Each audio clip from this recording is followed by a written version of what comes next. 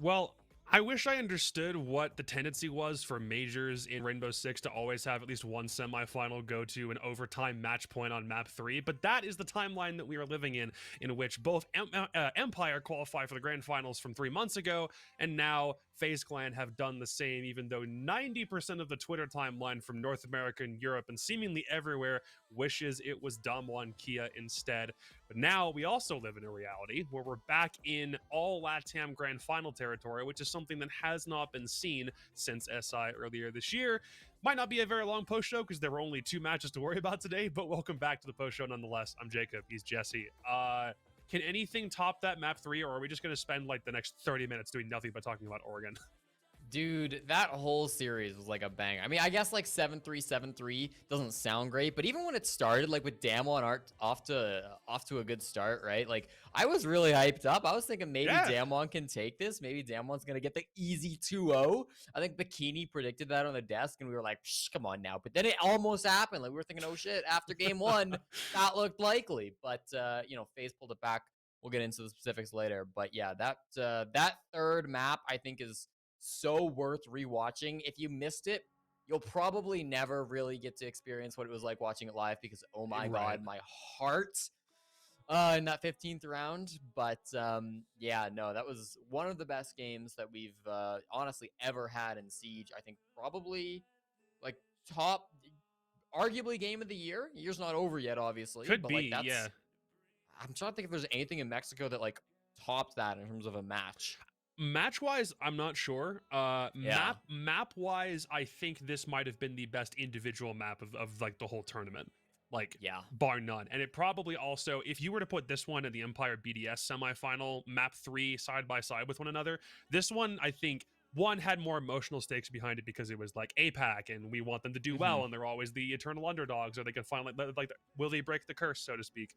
But yeah, no, that map, if nothing else, was incredible. The whole series was nice because I think it's nice if you have maps that are short and then a map 3 decider that is just balls to the wall, go crazy, so it doesn't feel like you're overwhelmed before you get to map 3. So that was kind of cool. So yeah, that map is insane. But if we look at the bracket just real quick, even though there isn't like a whole bunch to touch on because this is, you know, not much has changed other than what those 2 match results look like. But I got my all LATAM grand final correct. It's just not team 1 on the left side of the bracket. It's NIP. Yeah, I think you and I had very similar predictions when we saw the bracket at the very least, right? I think our only differences was I took Sandbox, which ended up being wrong. Thank God it ended up being wrong. Yeah, you took... What's the other difference? Did you take BDS? I took SSG. And team 1, you took SSG. That was, and that's, so we both like got one different prediction from each other, and both of us were wrong. So like we ended up being pretty much exactly the same in the bracket portion of our predictions. Yeah, same percentage wise anyway. So I guess that kind of means that we deserve to keep our jobs, so to speak. I mean, what was your group stage percentage overall? Because I think I didn't get my number 1 and number 2 seeds correct, but I had 75% correct of like I had 6 out of 8 teams go that I thought were going to go. Well, I did every game and I got like just over half. It wasn't super impressive, but at you least did I was every positive. individual BO1? I think I did every BO1. There was 16 games a day. I think I got 9 games on day 1, 10 games on day 2, and 9 games on day 3. So like slightly above average on each day. And then for the teams that I predicted, I don't think I did very well at all, if I'm being honest with you. I think I kind of had a terrible read on some of this shit. I think I got 1 in Group A, I got 1 in Group B, I got both in Group C, and I got 1 in Group D. So I went just over 50. I think I got 1 less than you when it comes to groups. I think so, yeah. So you would have had 5 out of 8. So it was just like what your Group B prediction? Because you didn't have Sandbox getting out of Group B? Is that what it was? Like you had Vitality? I went hot. No, I hot takes Dark Zero. Oh, that's right. Hot take Dark Zero. I'm not gonna let you live that down for NA finals. Trust me, and they're gonna be there too. So that'll be a lot of fun. But yeah, I honestly do think that the way that this bracket went was it was going to be tough for no matter who was on the right side of the bracket in the first place. This was going to be extremely difficult for them to get through, especially because I do think that the winner of the FaZe Clan BDS game was going to win the whole major, regardless. DAMWON came this freaking close, 2 bullets away from proving that estimation incorrect. So good job for FaZe Clan for winning that BO1. God Souls is a good player. But the other side of the bracket, I almost feel like if you put NIP is very clearly like the best team in that whole thing, but I still kind of wish that DAMWON had won, because that would have meant that it's almost like they had a group of death in Group D and then got thrown into what could potentially be another group of death in the playoffs, simply because of the bracket that they've had to work through. Arguably, FaZe have a bit of a harder one because it was BDS and then a crazy good DAMWON back to back heading into a grand final, which is going to be a tough matchup. But I do think that this is probably still the representation of the best teams on both sides of the bracket overall. Yeah, I mean, I would agree 100%. I think that, like, beforehand, you'd look at maybe a team like Team One, which both you and I had in the finals, and think that, like, they should be there. But after watching the way they played against Rogue, the mistakes they were making, definitely doesn't feel like they deserve to be here. It feels like we got the 2 strongest teams, one from each side of the bracket. But there's no denying that the right side of the bracket, at least before we, get to see the finals, feels like it was a lot stronger as a whole, just because of like the randomness of the draw, right? And that's like nobody's fault, but like it's Belosh's feels fault. Like FaZe Clan. Yes, I mean that's true. But it feels like FaZe Clan had a very tough like path to get here, and I would have said the same about BDS if they'd gotten here. Would have said the same about DAMWON if they'd gotten here. And like going through all of that, I've got to imagine it has prepared them very well for this next best of 5 to come against NIP, because NIP simply didn't have, I think, as difficult of matches as FaZe Clan did. Yeah, I think that's true. One, because Space Station, I almost felt like they weren't... That was a good series, but they were kind of hindering themselves, I felt like, or maybe even getting in their own heads. So that wasn't the best representation of NA as we know NA to be, which that whole discussion on Twitter about it and Reddit over the past 24 hours has been more existential than I think it needs to be, kind of like developing a crisis out of midair where one doesn't necessarily exist. But I will stand by my tweet and hope that a secondary North American league is something that can at least be conceptualized and thought about by Ubisoft, because that would be cool and maybe help us out a little bit. Yeah. I mean, if I can touch on that, because I know we don't have like a lot of like games to discuss. Yeah. I think that like the NA is shit. Like narrative and like meme has been way overplayed. Like it's fun because everybody likes to shit on NA, right? And I get it's free that. Twitter impressions, to be fair. It totally is, and I get that, but like I do feel that like it is overplayed. I mean, I think it feels like NA's doing really, really bad. And we are doing worse than like the other regions, but it's not because like NA like sucks all of a sudden. It's just because every region nowadays is like good. Like when Siege came out, like Europe was good and like NA was like all right? Yeah. And then when after a couple of years, then it was like Europe is good, NA is good, LATAM is good. And now we're finally at the point where Europe is good, NA is good, LATAM is good, and APAC is good.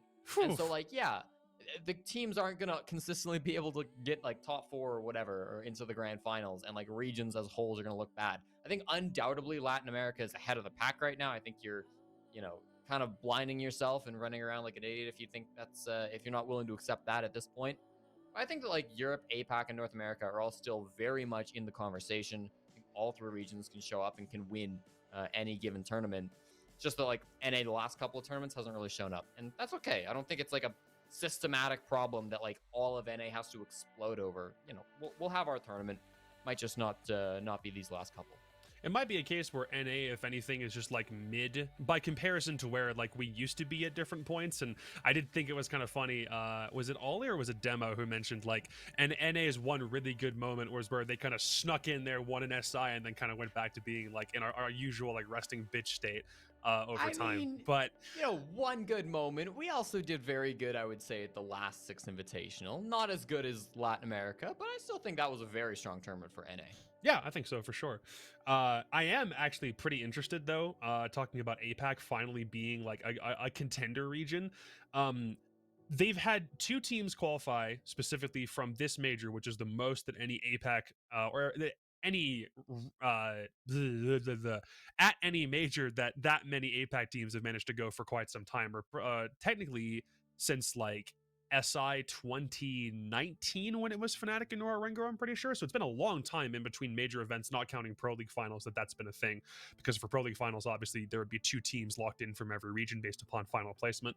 So that's a good sign that they're getting more teams back into that state. Though I'd argue that I feel like for APAC, most teams aren't going to be able to replicate the same thing DAMWON did here, at least for a while. I don't know if we're going to have like Sandbox suddenly break out and become a major semifinalist or be an SI semifinalist this year. I don't know if Fnatic, when they come back, it might take a little bit before they're finally in a space where they can do this kind of same thing internationally. I don't know if teams like a Guts or a Fav or a Chiefs or a Knights are going to be capable of doing that kind of same thing either. So DAMWON is trailblazing, but they might be just that far ahead with Sandbox, ahead of the rest of the APAC field. And I feel like it's going to take everyone else a considerable amount of time to kind of catch up and get to that same level.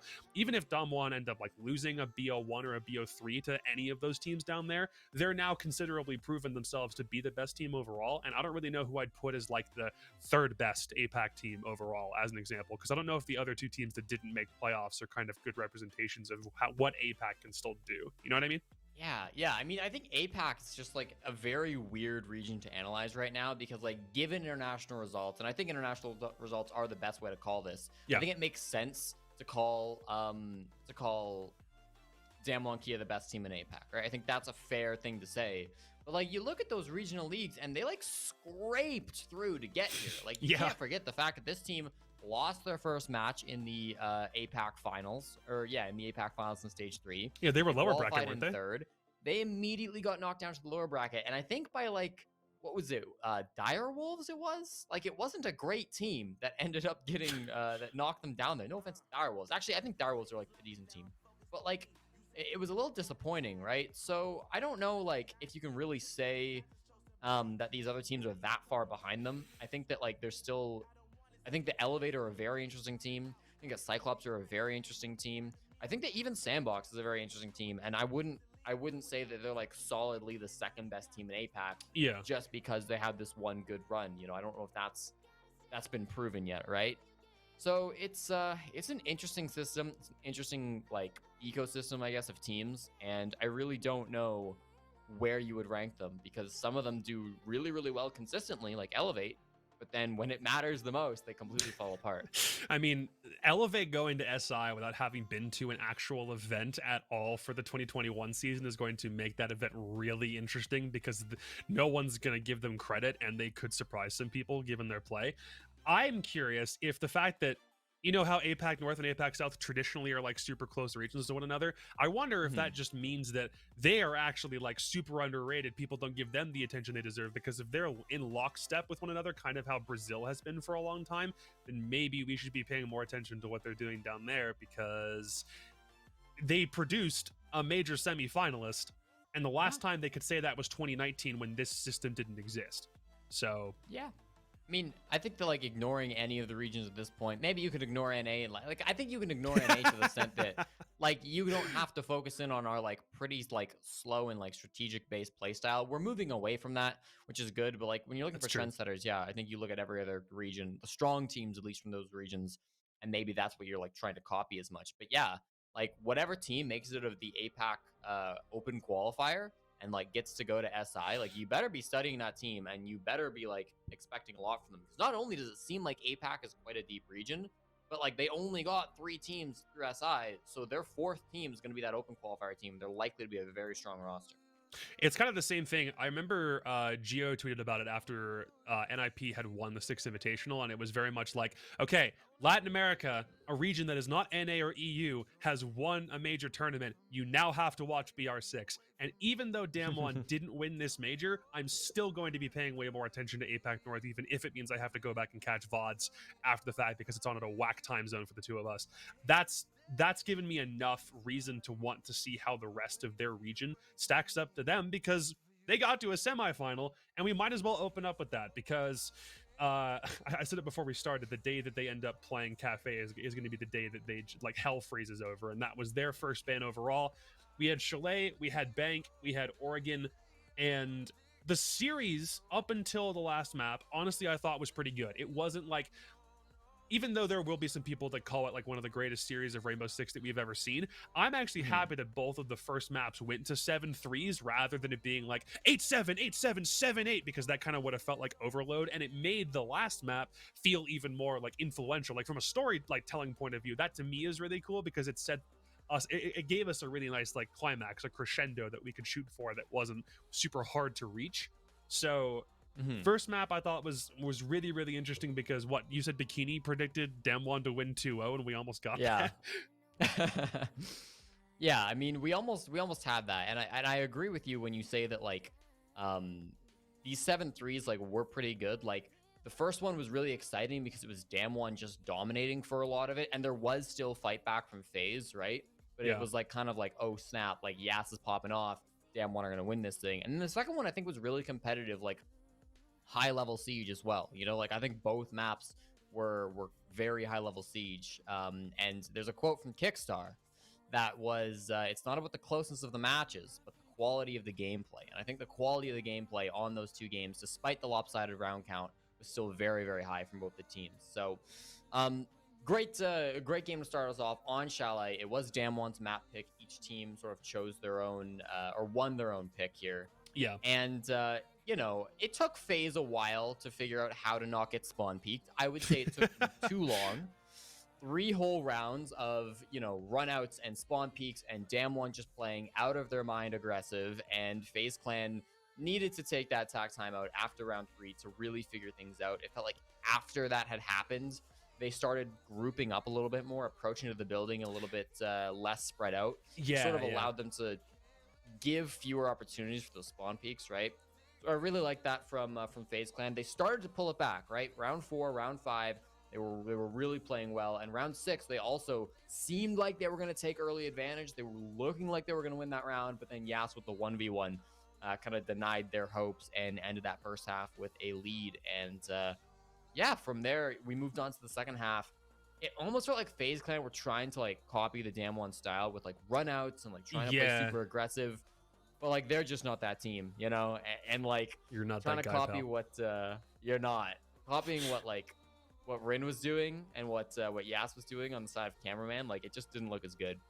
I feel like if you're trying to copy what Rin does, it's weird because he has a very high like hit or miss potential. Like one way, he's either 0% or 100%, but it feels very calculated in the way that DAMWON do it. And FaZe, if they were attempting to emulate that same idea, didn't really do it with the same gumption or maybe like the same confidence. I think you can do plenty of runouts or spawn peaks on a map like Chalet. It's probably super underrated for something like that. A lot of teams just decide not to worry about it. Bullet didn't have a single kill on this map, which I thought was concerning given I think up until this map, he was like 4th overall ranked by CGG stats, if a tweet from somebody I saw is correct, and then dropped down pretty dramatically because his stats simply couldn't show for it. This was his worst rating ever, a 0.01. Like, I think he probably had like, I don't even know in what round he had any impact or got traded. That must have been like the only thing. He got 1 plant. So that was the only impact he had. He never got traded. He had cost for 1 round. He had 10% cost, and he needed 1 plant. So that was where his only impact came from. And in all of those deaths, not once was he traded. Like that's the most crazy thing to me. Yeah. Theoretically, he could have planted and gotten traded in the same round, but like probably not. Yeah, it felt like this map was where DAMWON were always one step ahead, and it felt like FaZe wasn't playing FaZe's game. I think cameraman even mentioned it in the interview where they were off kilter, it wasn't their typical strategy, and if they went for swings or tried to trade out, DAMWON always had somebody in position to stop them before they could get the ball rolling, and that was literally like every corner. If you were swinging, DAMWON had the idea, like they knew that you were going to do it. They like saw into the future a little bit, or it used a perspective glitch, whichever of the two it might be, and then just decided they'd hold mouse 1 before FaZe Clan did, and that was kind of the end of it. So Chalet was definitely the right call for DAMWON. I didn't have a problem with this map pick at all. And then when we went to Bank, this was a DAMWON permaban, and it's one that FaZe have either banned or still had a 100% win rate on before we started this series. I think they'd won it like, what did they have on Bank before we started this one? They were 3-0 on it. And if they ever played it, they always won it. And then they added this one to their tally as well. They beat Team 1, they beat OXG, they beat BDS on it yesterday, which is where we kind of looked at BDS and we were like, what the hell are you actually doing? but this was a masterclass. You'll remember that this used to be Latin America's playground. That's kind of what I've called it for the longest time, prior to it getting taken out of the rotation after SI was done. That's where NIP was trying to end things as the decider map back at the Six Invitational Grand Finals that year. And then FaZe decided, once it got added back into the rotation, as a team that really liked Consulate, let's go back to what we did on Bank that worked for us so well. And I think this was a really good place to like invest their time when Bank came back in, because I think they're one of the better Bank teams that we've seen in this entire tournament. Yeah, I mean, obviously this was a good map for FaZe Clan. I don't think that it was all good for FaZe Clan. They started off a little bit shaky. Yeah. DAMWON was causing problems, and particularly like FaZe were really shaking at the start. And there was one play that, you know, I'm doing a watch party right in my Discord. We have a lot of fun. There was one play that has been memed to shit, and it didn't really blow up on Twitter, but like this felt like the pinnacle of FaZe Clan cracking under pressure and throwing to DAMWON. I've sent the producer the clip. He's getting it up now.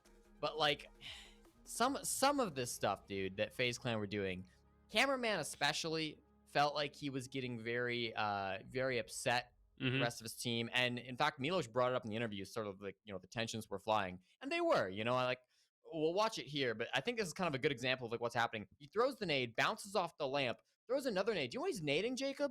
He's nading barbed wire on the lobby stairs. He wasted 2 nades on barbed wire, and you're thinking, wow, you know, that's a lot of utility wasted, you know, just to get barbed wire. And Jacob, surely, if you're gonna commit all of that to get barbed wire, surely you cleared the barbed wire, right, Jacob? He didn't. He whiffed, didn't he? The clip drags on for a bit before we get to see it again. But yeah, you better believe that he didn't actually get that barbed wire at all. He literally threw 2 nades at it and didn't get anything for it. And it's like, this felt like peak FaZe throw. You know, this felt like where FaZe Clan is like, here's the barbed wire. Here it is. Like, you didn't even get it. Okay, and so this is the one time that if you thought that he wasn't clearing the barbed wire, I was looking for somebody in loan office thinking that he was throwing those maybe as like a distraction tactic of some kind, but there was no one loan office. There's also no one there with a rotate. I don't even know what he saw, unless that man's just got enough PTSD from barbed wire that he just decided. Did something happen in that G2 FaZe Clan Rio final that he just has some weird reaction we don't know about? I don't know, man. I can't think of anything else it could be. Like, I've watched that clip over and over again, and like, the first one literally, I believe, hits the lamp, so it doesn't even make it to the staircase. And the second one, we kind of don't see where it explodes. But like, there's nothing there otherwise. LATAM, APAC, EU, barbed wire, NA. Oh, for the love of God.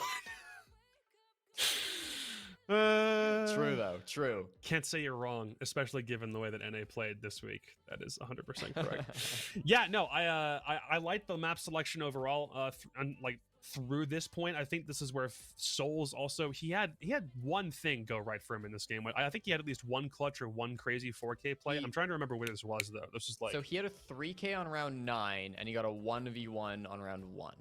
It might have been the 3K then, yeah, because Probably. that was where like Souls' whole FaZe Clan's redemption story arc kind of started here, and something that would end up going really underrated because everyone's paying attention to Yas and Rin, which by this point you'll notice something when we end up going to like the combined stats for every game, something that Yas does that he came so close to either meeting or breaking, and he had so many opportunities with which to do it.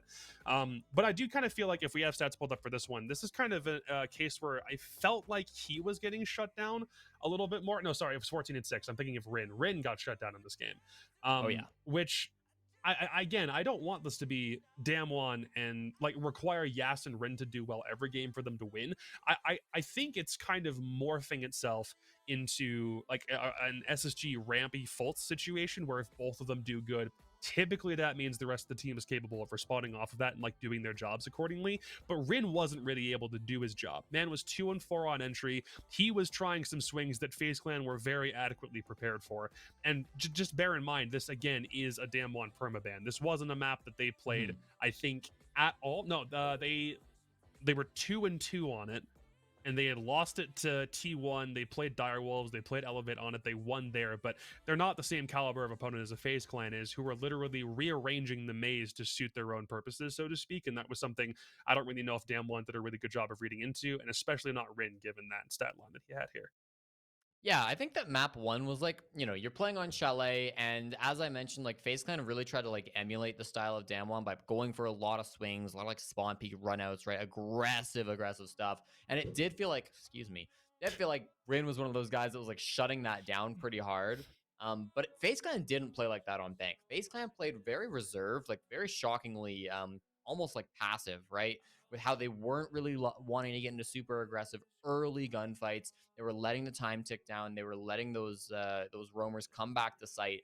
And instead of like getting into those gunfights very early on, they were getting into them a lot later, right? During the execute, they would go for really like almost like micro plays where they're pushing into a specific corner or pushing through smoke, getting really key moments of repositioning late into the round. And that was where it felt like Rin was starting to struggle, right?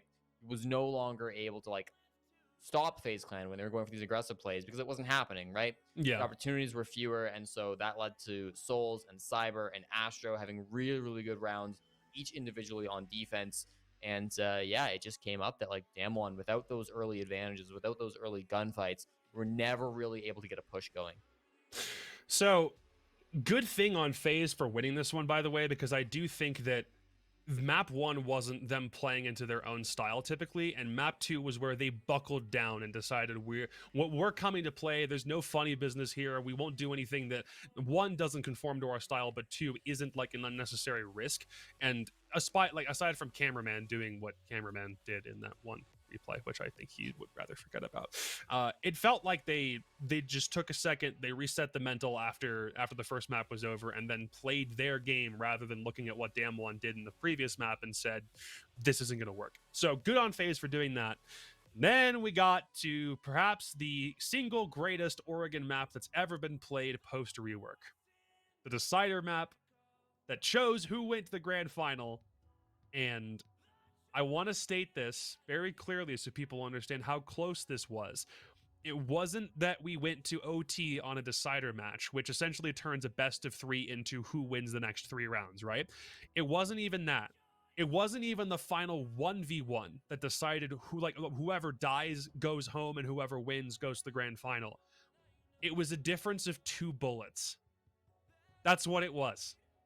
A difference of 2 bullets, probably 6 pixels. Rin was a little bit high on Souls' head. That was all. That was literally the difference, the separation between FaZe Clan and Damwon. Both of them had equal opportunity to win this match, and it just came down to who hit a headshot. And it was Souls. It wasn't Rin. Congratulations, FaZe Clan. Damwon should have won this game. I mean, should have. He missed his shots, right? That is what it is. And I think particularly like with that last round, like you could analyze it for days, and like, yeah, that was kind of a scrappy round from Damwon. They really just like got in and took those gunfights. To be fair, that's how they got this far, right? Yeah.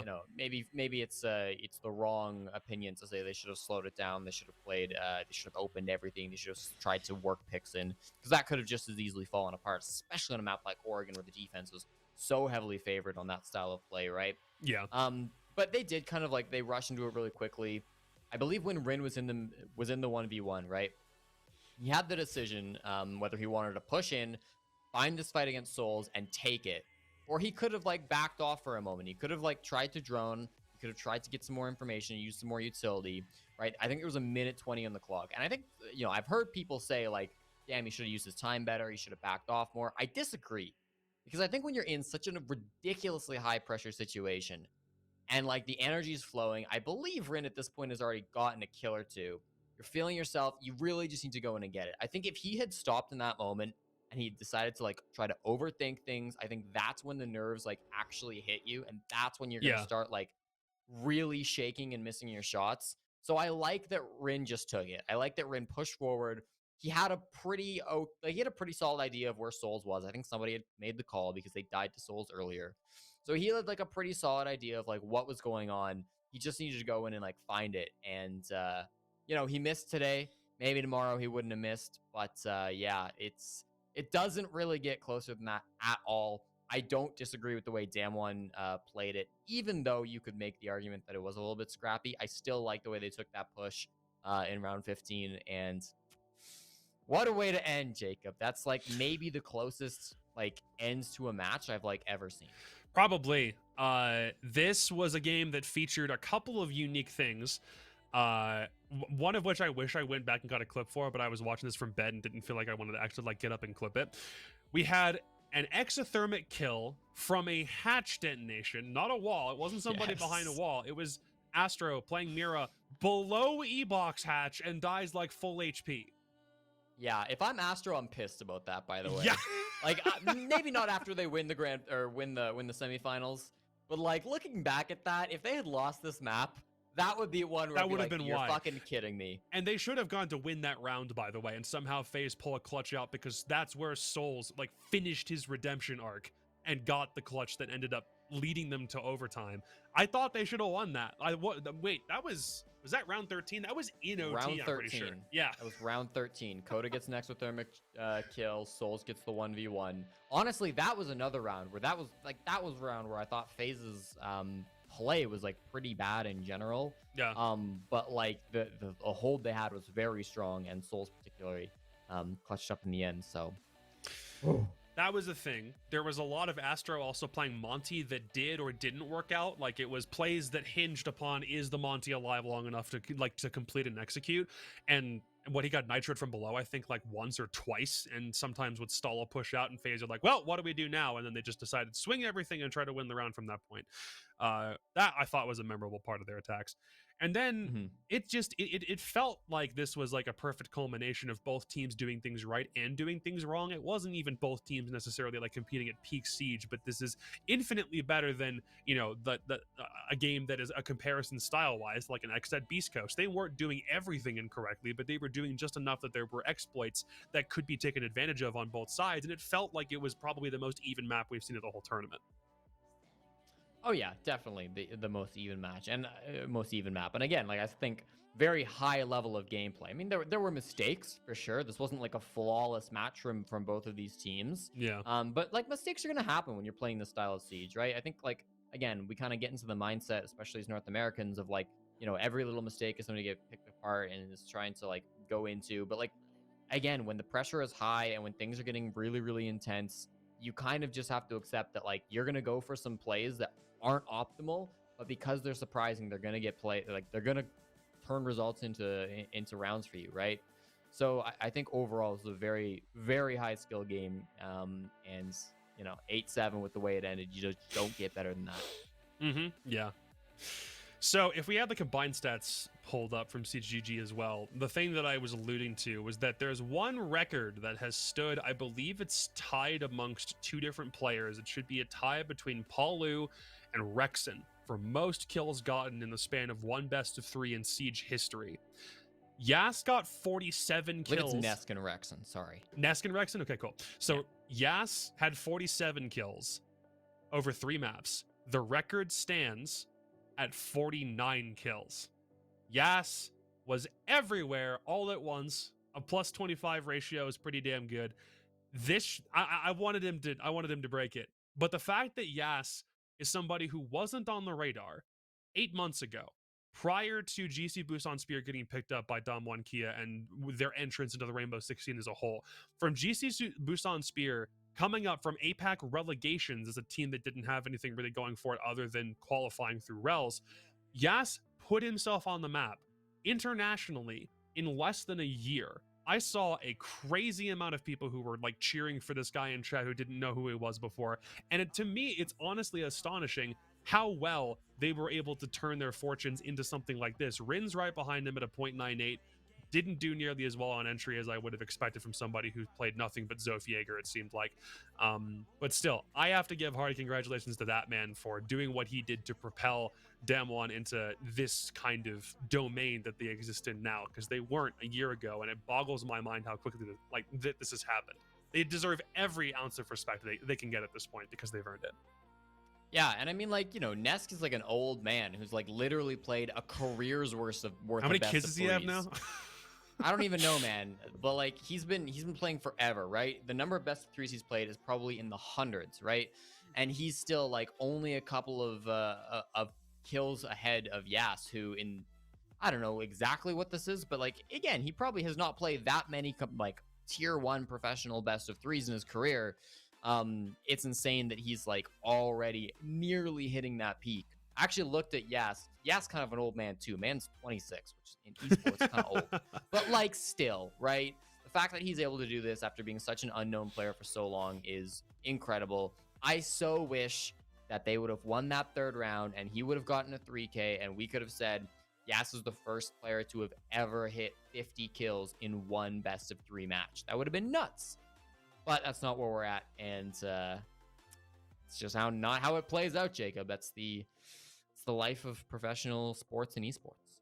And in the other best of 3 that we had today, NIP defeated Rogue 2-0, and that's the end of the post show. Thank you guys very much for coming. We'll see you later. Bye.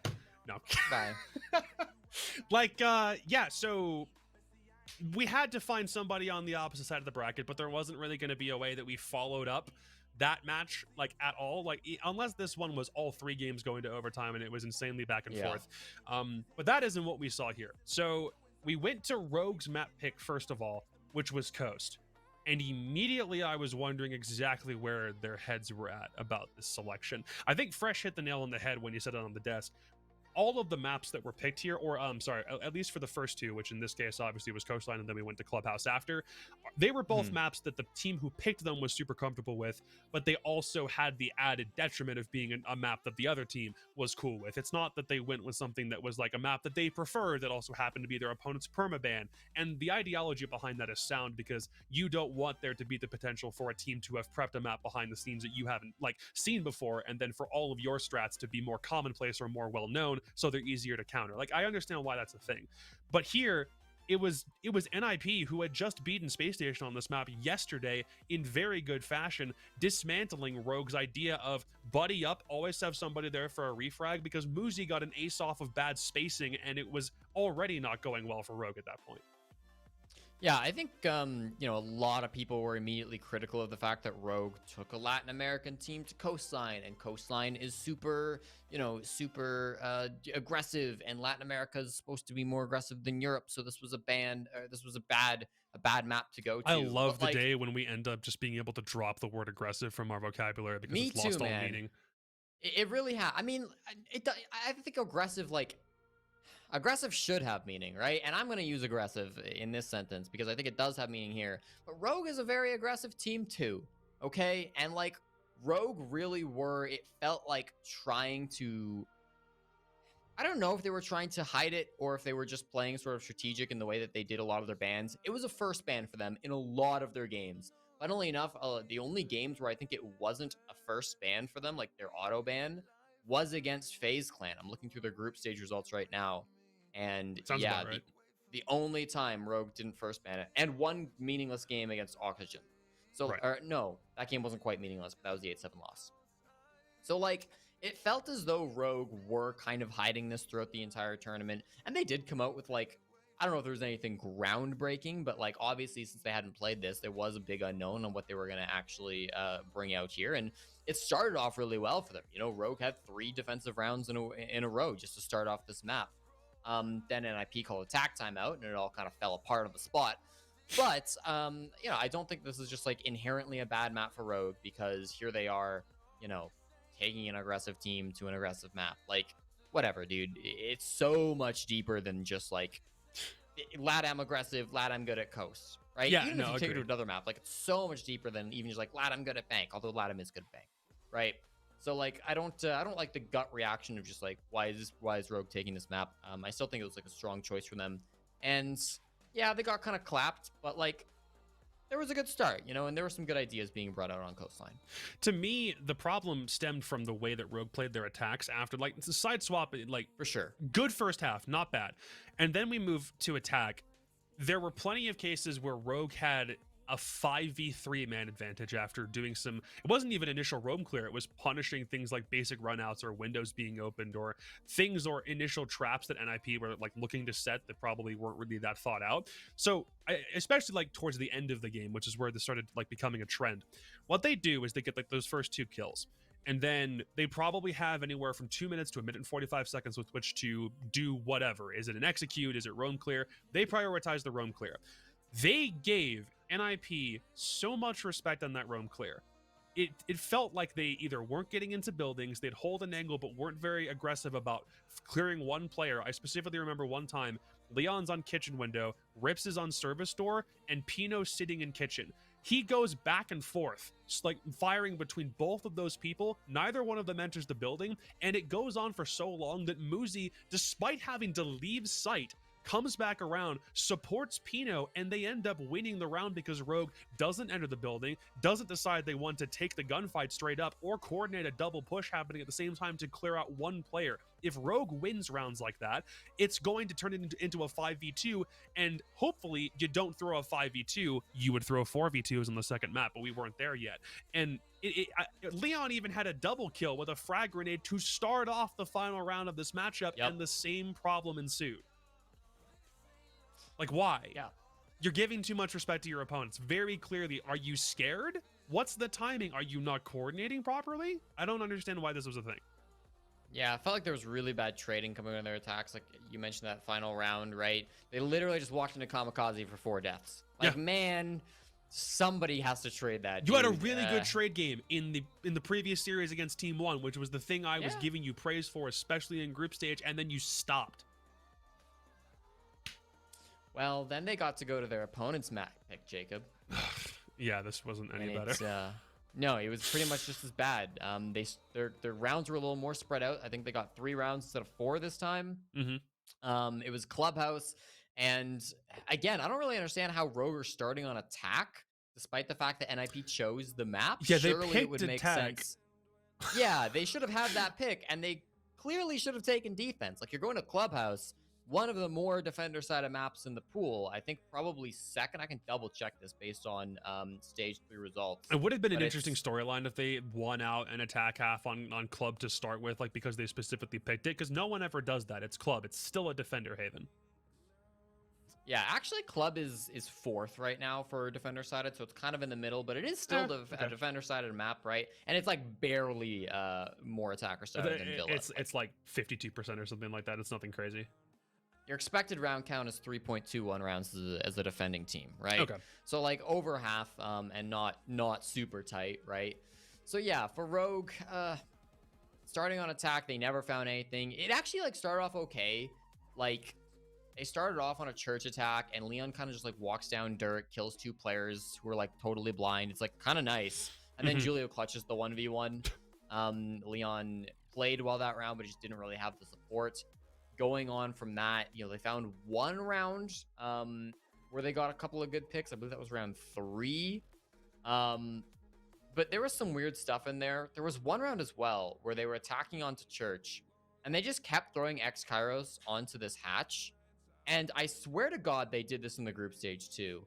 Let me find this. Do you remember the round I'm talking about, Jacob? I don't know if I watched this game. Did I? Not the group stage game. The game we just watched, the game from today. I think I do. Or I mean, like, what was it? Aces on Kitchen Hatch playing Habana? Was that the one I'm thinking of? Yeah, and he throws 2 X Kairos onto the Kitchen Hatch, and they get shot. So he does it again, and they get shot.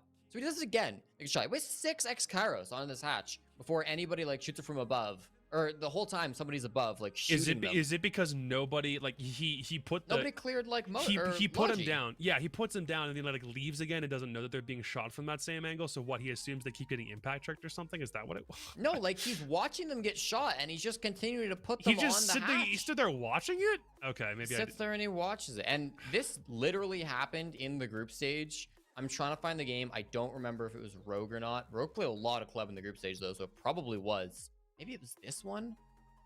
I'm gonna find it at one point here, but jeez. Yeah, this was a kind of a tough game from Rogue.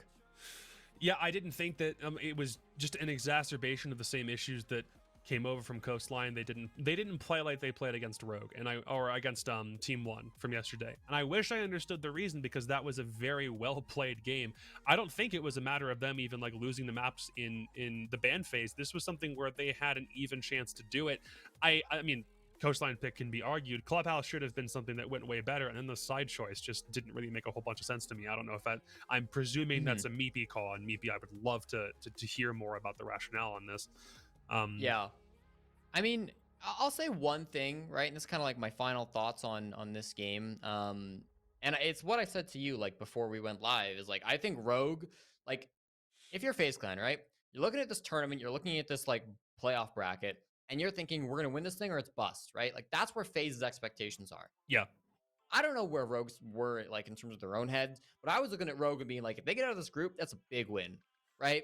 And not only did they get out of this group, not only did they make it past the quarters, but they qualified through SI, right? I think once you get to that like top 8, you're looking at the former major champions, team that many people were calling the best team in the world just 3 months ago. Yep. And you're looking to a situation where if you beat them, you go to SI. If you lose to them, you have to play through open qualifiers. If I'm Rogue, I'm throwing everything at this game, not just in terms of my strat book, but also mentally, like emotionally. This game is my one and only focus. And as soon as they beat out Team 1, it felt like Rogue won the major, right? I'm sure they wanted to win the whole thing, but it would not shock me if they were just like, we fucking did it, lads. Let's go. It's coming home. Also, mostly to Germany, but they got a Brit there. Too. And yeah, I think that they kind of were just like satisfied with what they'd gotten. To an extent, I agree, though I definitely still think you want to put forward like your best game overall, especially in an international context. You can get more prize money. You could even probably get like a higher seeding if that ends up happening for SI in terms of who's got like most points where. But yeah, I think you don't have to show that many things. You know you have SI around the corner. Your primary mission has been accomplished. You broke the land curse. You got out of a group stage. You made sure that you beat a major champion in your bracket. Like regardless of who you had in your quarterfinal game, the fact that it was Team 1, I kind of feel like it's just icing on the cake for their redemption story that was started back when Meepy joined this team and then transformed this roster into what it is now when Prano came on just a couple months ago. So yeah, if you're Rogue, you've got nothing to be ashamed of with this performance, I think. And even after the game, they didn't even really seem like they were super upset about it. They're just like, well, okay, we lost. Let's move on. Exactly. And you know what? You know what's the perfect comparison for this for me? DAMWON Kia in Mexico. They walk into that group and like their expectations are probably just like, we're going to get dead last, but like if we can put on a good show, like that would be great. Obviously, they want to win the whole thing, just like Rogue. But like once they made it past NIP, once they got into the playoffs, they had already blown expectations out of the water. That felt like a win. Beating NIP back to fucking back in the group stage felt like that was the victory for DAMWON. That felt like they were winning the major. So, you know, once you're past that, you've kind of spent all the gas in your tank, again, strategic-wise or even just emotionally. And if the next game's a loss, nobody's like judging them, right? Yeah, that's true. All right. So we promised it would be a short post show, but before we go, let's talk about tomorrow, because tomorrow is another all Latin American grand or guaranteed grand final between the current major champions at NIP, who were incapable of going anywhere at Mexico because they got knocked out by DAMWON. Thank you, DAMWON, for putting yourselves on the radar in such spectacular fashion in Mexico, by the way. I will never forget that night standing next to you and Monty watching those games, being like, holy shit, this is real. Against a team that I'm going to pray finally wins a major for the first time in literally the organization's history. So if you can pull the bracket back up so you've got an idea about what the matchup is. If for some case you forgot and you understand how both of these teams managed to get here, grand final is Ninjas of Pajamas against FaZe Clan, two Brazilian powerhouses who've been colliding with one another literally since the inception of the Brazilian or the Latin American scene in Rainbow Six.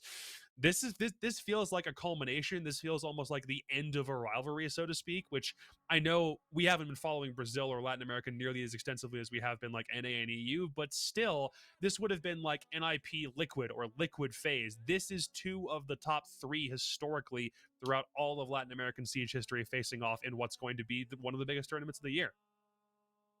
Yeah, dude, FaZe Clan like deserve a major win. It's at this point, like with how good FaZe has been since like honestly their inception of coming into Rainbow Six, even the core of this team before they were under FaZe Clan. It's kind of a different core now. It's a complicated situation, but like it's still Astro and Cameraman. Yeah, exactly. Like no matter how you cut it, like this team and these players have never won.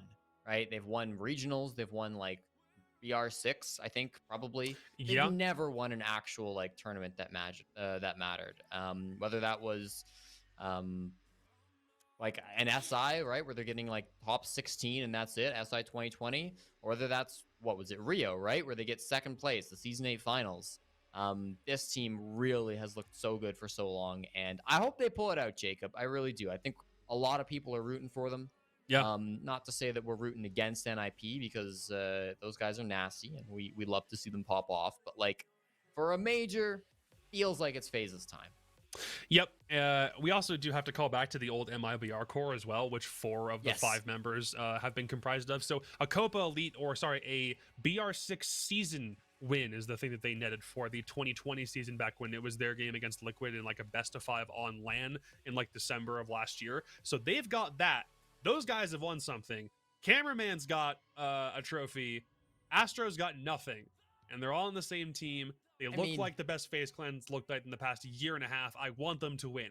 I completely unbiased. I want them to win. Or sorry, completely biased. Yeah, and like they've got trophies, but they're regional trophies, right? Like in my mind, that shit doesn't count. You know, this is international. It's so much bigger. It's so much more important. Like this is everything if you're FaZe clan. So that being said, and a lot of what we've known about NIP is something that's been pretty well documented over the course of the past year, from winning a world championship to getting group staged, which is still a really hilarious dichotomy. What do we think? And Shaq can jump in on this as well.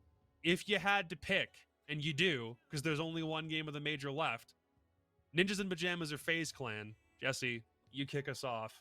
Who's winning? Why? I think FaZe Clan have just looked so ridiculously strong throughout this entire tournament. I think that this is going to be the opinion of a lot of people here, but FaZe Clan, I mean, they win every fight, Jacob, and I wish it was like something more complicated than that, but I really just feel like when this team gets into an intense situation, they're always coming out on top. When they're getting down to the like nitty gritty, they are the team that are going to be able to come out and win those fights, and they're going to be able to considerably like demolish their opponents. They've shown that against the top of APAC. They've shown that against the top of their groups. And like usually I feel like I'm an analyst that like can go a little bit deeper than that, right? And for FaZe Clan, it really just feels like their playstyle, their aggressiveness, it kind of all does come down to this. And I'm accepting that that's okay, right? There'd be a time where I would say that's not enough. There was probably a time where I would say like FaZe Clan, you know, they've got to have this like deep like strap book, and they do, right? Like don't get me wrong, FaZe Clan are very proficient when it comes to like nailing down sort of the technical side of the game as well. But like when it comes down to it, FaZe Clan are swinging you, and they're swinging you consistently, and they're winning those swings consistently, and there's not a whole lot you can do about that except for just winning your ones. And I don't see a single player in the rest of this game that's beating FaZe Clan when they're winning their ones. I think Cyber and Souls have just been ridiculously strong this entire tournament long. Cyber, especially for me, is the best player on FaZe Clan. I think Souls really stepped it up in a couple of key moments today. But I mean, yeah, NIP just don't look like they can stand up. And I don't, maybe that's a little bit unfair because NIP is a good team and they can put up a strong fight. But this isn't really a question in my mind. I think it's FaZe Clan, and that's all there is to it. I look at what is probably the most consistent trio overall for this tournament, basically, which is Souls, Bullet, and Cyber. I look at that trio and I say, if all of them are on point, there is nothing that this team is incapable of accomplishing. On the opposite side, there's a duo that I really like on NIP, which is Muzi and Psycho. Specifically, the two of them have been doing things that they weren't doing like in tandem with one another together back in Mexico. They look like they're both back in form. And a Muzi operating on 100% is probably one of the scariest players you're ever going to come up against, regardless of context, match type, region you're playing against, whatever. But ultimately, as cool, here's a stat line that I like. This is the two teams that have won the most games overall in the major coming together at the very end. This is literally the representation of the two best teams here overall record-wise coming together in a grand final. But for me, FaZe had arguably a harder group, despite there being, you know, less like, honestly, both teams had like one handicap team overall, so they kind of both got like a bit of a free pass there, so to speak. But then you look at the bracket that both of them came through, and FaZe not only had to endure a BDS team that was giving them like fits, especially towards the end of that series, but a DAMWON team that almost knocked them out of contention, like overall. And NIP's bracket didn't seem like it was nearly as complex or something that they had to fight through nearly as with enhanced difficulty, so to speak, because the Space Station game comes to mind. It was close for SSG, but it was still like a coastline masterclass, especially for NIP, about how you win a game like that. And Rogue didn't really have a reason to try past winning their quarterfinal matchup. I'm not saying that they didn't try, but the reason and the motivation, the incentive was obviously less. DAMWON had no expectations, came in here and made a semifinal, and FaZe Clan still beat them.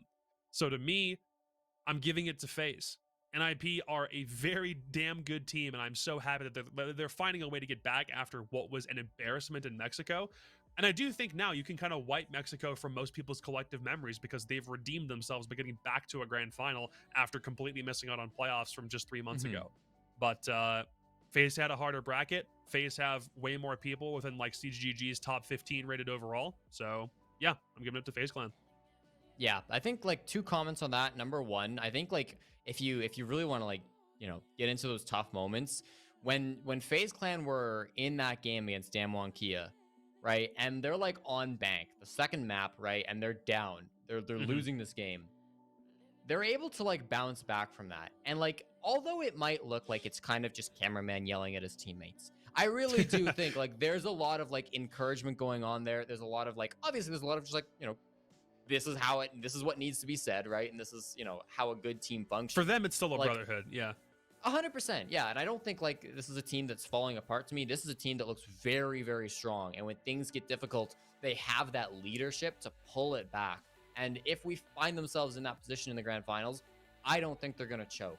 That said, if they choke, right, I think stage 2 looks like a disaster once again. I think that like if this gets really bad, right? I mean choke as in like they get like 7-1, 7-0, right? Yeah. Then you're scratching your head and you're memeing this team once again, and like things look really, really bad. But I think for both them and NIP, I agree with you. They have shown like they are very competent teams, and we can wipe stage 2 away for both of them because they both had very poor second stages. Well, that's essentially it. Dawn of the final day, 24 hours remain. We're either going to see NIP win 2 premier tournaments in the span of 1 calendar year, which, again, there were only 3 premier tournaments, but all of them are going to be won by a Latin American team, full stop. And it also would be kind of cool if FaZe Clan were able to complete like the Latin America trifecta of winning tournaments overall for Brazil, which would be, it'd be a nice moment. But NIP are looking to prove that despite a middle of the year stumble, that 2021 is still very much their year. Going into SI, I do wonder if they win this one, if a lot of people are going to have them tagged to be the favorites. Very much like G2 were the favorites from 2018's SI into 2019. A lot of people thought they could repeat, and I wonder if this is going to give people that boost of confidence that they might need to do the same thing for the current defending world champions for 2022. Before we wrap up, how's that Discord competition going? Oh, I'm glad you asked, Jacob, because it's going well. We've got, I believe, over 180 people participating in our Discord prediction competition. If you'd like to come in, I'm sorry to say, but you're not going to win at this point the overall competition. But we do have daily prizes going on. So today, Jacob, 6 times 7, quick math, that's like 42 people got the entire day correct. So congratulations to those people. I have randomly selected 1 name to win a Valkyrie Elite Esports skin, and the winner is Bob. I don't believe it's it's NIP Bob. I think it's different Bob. He's got a Team Empire profile pic, so probably not the NIP guy. But congratulations, Bob. I'll be in your DMs, sending you a free skin code. If you want to join the Discord and play tomorrow, you could still win tomorrow's daily prize. All you've got to do is predict the grand champion correctly, and then you'll be entered into the draw, and you might win the skin. But maybe more important than that, Jacob, is the overall grand prize, totaling the predictions from the entire tournament so far. 2 players sit at the very top. It is Ashluz in first place with 46 points, and Mr. Mango Trump at 45. A very close race between these 2, and one of them is going to walk away with it. I've already talked with both of them, and I didn't want to have any like shenanigan last second prediction switching, so I just let them talk amongst themselves. Obviously, Ashluz, who was in first, kind of got to choose first, and then Mango Trump kind of just had to pick the second team or the other team, you know, so that they wouldn't end up in a tie situation. But Ashlus has gone with FaZe. Trump has gone for NIP, and the winner of those two players will get a free esports jersey of their choosing. So yeah, good luck to both of them. Yeah, it's been a very fun prediction competition overall. Thank you to all who have been in the Discord, both participating in the watch parties and in the prediction competition, because it has been a ton of fun. And I'm going to spam that link in case you want to join for the final day of predictions and watch parties. Join the BBC. BBC. And I don't mean the British Broadcasting Corporation. Is it a corporation or company? I don't know, dude. British Broadcasting. I think it's corporation. Because they're not a company. They're like a government thing. Yeah, I heard some people be like it's British Broadcasting Service, and it's the C and the S, but they got mixed up. I actually don't remember which one is which. Join his Discord. This won't be the last time we do additional Discord cross promotion for Jesse, because we do still have one more post show to do tomorrow. We're almost there. A whole bunch of sleep deprivation has led us to this moment tomorrow. Once we're through with that show, we're kind of done. Jesse and I don't really have anything else that we have to worry about for a couple of weeks. So it'll probably be a whole bunch of just like streams and additional content and stuff from us for the next little while we wait for something else to kind of hold us over. And then we'll probably end up going through withdrawal. So savor the last little bit of tier 1 competitive siege that we've got for a couple of weeks now, because once this major's done, we have regional finals coming up and then SI open calls after that, which I am very excited about, SI open calls and getting the chance to talk about those. But for now, that'll do it for Jesse and myself and for Tango. And by the way, can I get some TY Tango in chat, as the man has been instrumental in getting us to this point production-wise, and to Candor and Crater, but the two of them aren't here. So Tango gets all the credit. Thank you guys very much. We'll be back tomorrow with the grand final post show and additional recap of the entire 6 Sweden major. So please don't miss out. We'll see you then. Until then, have a good night. Take care.